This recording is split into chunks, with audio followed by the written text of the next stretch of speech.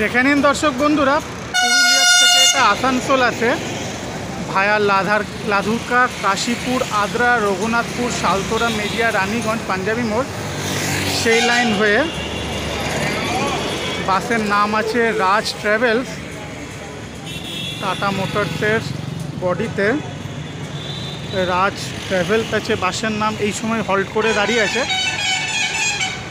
5:30টার সময় পুরুলিয়ার থেকে ছেড়ে 10:30টায় আসানসোল ইন করে। এবারে আসানসোল থেকে 11:50-এ ছেড়ে যাবে এই বাস। চলুন দর্শক বন্ধুরা, বাসের ভেতরটা একটু দেখিয়ে দিই।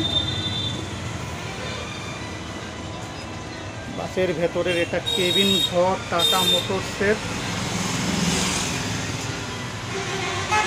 ভেতরের বডিতে 2x2 সিট।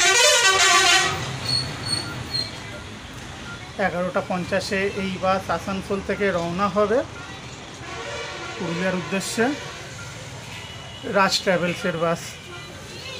ভালো থাকবেন সকল দর্শক বন্ধুরা।